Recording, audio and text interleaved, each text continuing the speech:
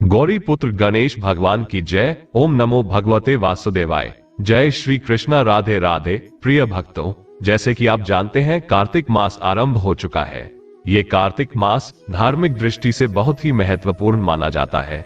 यह मास भगवान विष्णु का प्रिय महीना माना गया है, इसलिए इस मास में भगवान विष्णु की पूजा अर्चना करने का विधान है। साथ ही इस महीने में पवित्र नदी में स्नान, दान, तुलसी पूजा आदि करके भगवान श्री हरि की कृपा तथा मां लक्ष्मी की कृपा प्राप्त की जा सकती है। आज मैं आपको सुना रहा हूं कार्तिक मास में सुनी जाने वाली बड़ी ही सुंदर कथा। इस कथा को सुनने के बाद कार्तिक मास महात्म्य के दूसरे अध्याय की कथा को भी सुनेंगे, तो आप सभी लोग बड़ी ही श्रद्धा और प्रसन्नचित्त मन से इन कथाओं को पूरा अवश्य सुनिएगा। वीडियो शुरू करने से पहले आप सभी से विनम्र निवेदन है कि आपने अगर अभी तक चैनल सब्सक्राइब नहीं किया है तो ऐसी ही व्रत, कथा, त्योहार व सनातन धर्म से जुड़ी जानकारी सबसे पहले जानने के लिए सब्सक्राइब अवश्य कर लीजिए। तो आइए आज के अध्याय का भी शुभारंभ करते हैं। कार्तिक मास में सुनी जाने वाली एक कहानी से। एक बार एक बूढ़ी माई थी जो चातुर्मास में पुष्कर स्नान किया करती थी। उनका एक बेटा और बहू थी। एक दिन बूढ़ी माई ने अपनी बहू को फलाहार बनाने को कहा तो बहू ने खाली टिफिन ही रख दिया। बेटा माँ को पहुंचाने के लिए पुष्कर गया तो रास्ते में एक जगह पर बेटा माँ से बोला, माँ फलाहार कर लो। जहाँ पानी मिला वहीं पर वे बूढ़ी माँ अपने बेटे के साथ फलाहार करने बैठ गई तो भगवान की कृपा से खाली टिफिन फलों से भर गया। माँ ने फलाहार कर लिया और बेटा पुष्कर में माँ के रहने के लिए झोपड़ी बनाकर वापस घर आ गया। रात में बूढ़ी माई के दरवाजे पर सावन मास आया और दरवाजा खटखटाकर बोला, बूढ़ी माई दरवाजा खोलो। तब बूढ़ी माई ने पूछा, आप कौन है? तो श्रावण मास ने कहा, मैं श्रावण मास। बूढ़ी माँ ने तुरंत दरवाजा खोल दिया। बूढ़ी माई ने भगवान शिव और देवी पार्वती की पूजा अर्चना की, बेलपत्र से अभिषेक किया। जाते समय श्रावण मास ने बूढ़ी माई को खूब आशीर्वाद दिया और झोपड़ी की एक दीवार सोने की हो गई। इसके बाद भाद्रपद मास आया। उसने भी दरवाजा खोलने के लिए बूढ़ी माँ से कहा। बूढ़ी माई ने दरवाजा खोला, सत्तू बनाकर कजरी तीज मनाई। भाद्रपद मास ने बूढ़ी माई को आशीर्वाद दिया और झोपड़ी की दूसरी दीवार भी सोने की हो गई। फिर आश्विन मास आया और उसने भी दरवाजा खटखटाकर खोलने को कहा। बूढ़ी माँ ने दरवाजा खोला, पितरों का तर्पण कर ब्राह्मण भोज कराकर श्राद्ध किया। फिर नवरात्रि में माँ दुर्गा को अखंड ज्योति जलाकर प्रसन्न किया, सत्य की विजय दिवस के रूप में, और बुराई के अंत की खुशी में दशहरा मनाया। आश्विन मास ने जाते समय प्रसन्न होकर बूढ़ी माई की झोपड़ी की तीसरी दीवार भी बहुमूल्य हीरे रत्नों से जड़ दी और बूढ़ी माई को सदैव प्रसन्न रहने का आशीर्वाद दिया। इन सब के बाद कार्तिक मास आया। उसने भी बूढ़ी माई को दरवाजा खोलने को कहा।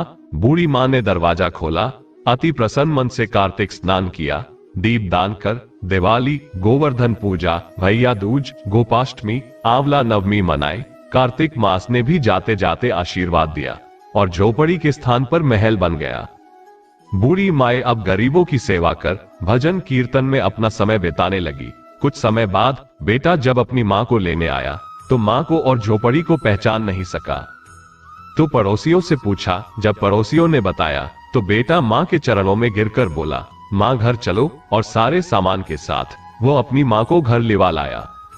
सासू माँ के ठाठ देखकर बहू के मन में लालच आ गया और उसने अपनी माँ को भी पुष्कर छोड़कर आने को कहा। तो उसका पति अपनी सास को भी पुष्कर में छोड़ आया, परंतु बहू की माँ की धर्म कर्म में बिल्कुल भी रुचि नहीं थी। वो तो 4 समय भोजन करती और दिन भर सोती।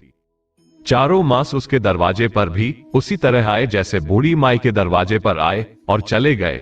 जाते समय झोपड़ी जो थी वह भी गिर गई और बहू की माँ पुण्य मिलने के बजाय गधी की योनि में चली गई, क्योंकि स्त्री लक्ष्मी जी का रूप है और लक्ष्मी जी की तरह चंचल होना चाहिए, निश्चल होना चाहिए और भगवान की पूजा और अतिथि का सम्मान और दान पुण्य करना चाहिए।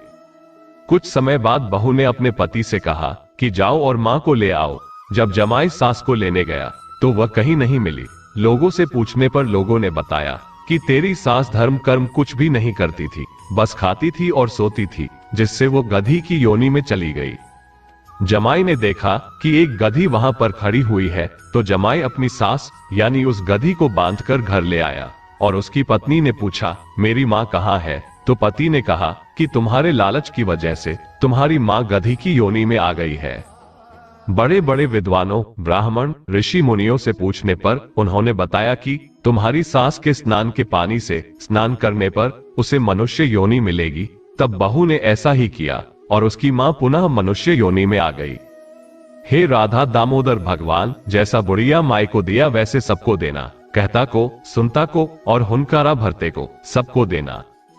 अब सुनिए कार्तिक मास महात्म्य का 3वां अध्याय। शौनकादि 88,000 ईस्व से श्री सूत जी महाराज कहने लगे कि कार्तिक और अन्य मासों में किए जाने वाले इन पवित्र व्रतों की जानकारी प्राप्त करने के बाद देवर्षि नारद जी के मन में ये जानने की इच्छा जागी कि कार्तिक मास के लिए सर्वश्रेष्ठ व्रत कौन सा है। फिर उन्होंने इस बारे में श्री ब्रह्मा जी से पूछा।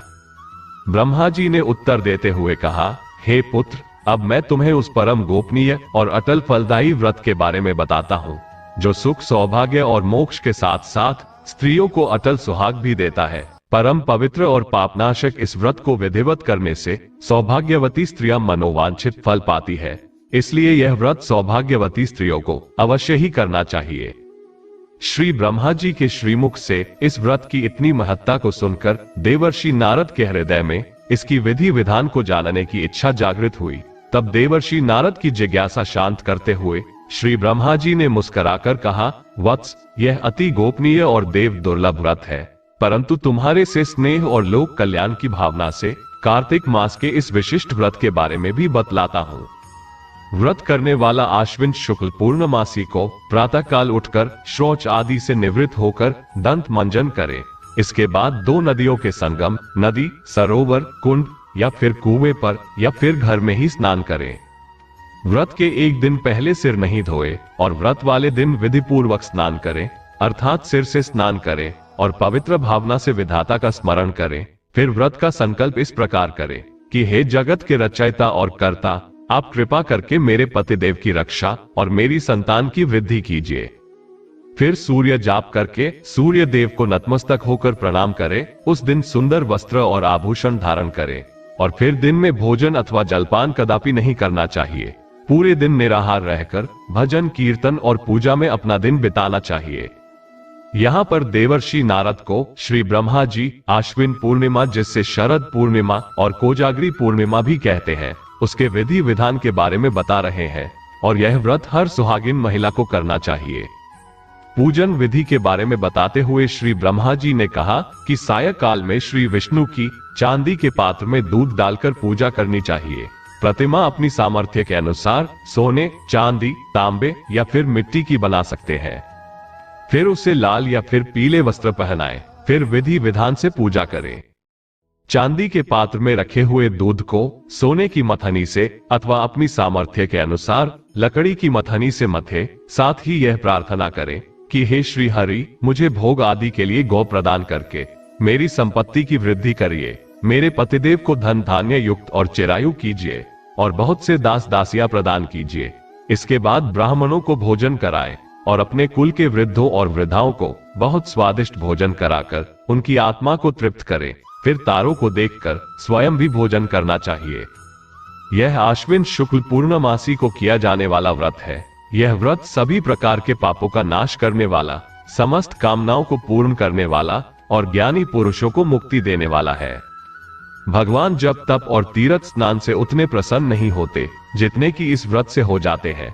जो इस दिन श्री हरि के आगे कपूर जलाता है उसको बड़े वृक्षों और गवों के दान का फल प्राप्त होता है और उसके कई कुल बैकुंठ लोक में वास करते हैं।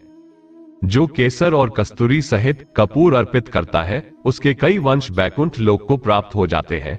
जो स्त्री इस दिन वस्त्र दान करती है वे कपड़े की सूत्रों की लड़ियों के बराबर करोड़ों वर्ष वैकुंठ लोक में वास करती है। जो इस दिन गहने दान करती है उसे ब्रह्मलोक की प्राप्ति होती है। जो स्त्री हृदय में श्री हरि का नाम लेती है और मस्तक पर निर्माल्य धारण करती है वे सदैव सौभाग्यवती और पतिव्रता बनी रहती है। इस व्रतधारी को अश्विन शुक्ल पूर्णमासी को स्नान पूजन करने के साथ ही ब्राह्मणों को भोजन और वृद्ध जनों का पूजन अवश्य करना चाहिए। सायकाल श्री हरि का पूजन करने के बाद प्रार्थना करें कि हे श्री हरि, यह व्रत मैंने आपके निर्मित किया है, अतः इसमें किसी प्रकार की कोई कमी हो तो उसको आप स्वयं ही पूरी कर लीजिए। श्री ब्रह्मा जी ने यह भी कहा कि इस व्रत को करने की तो बात ही क्या, जो इस दिन इस व्रत कथा को पढ़ या सुन ले उसको भी अश्वमेध यज्ञ के फल की प्राप्ति हो जाती है। इस प्रकार देवर्षि नारद को व्रत का महात्म्य बताकर कुछ क्षण के लिए श्री ब्रह्मा जी मौन हो गए।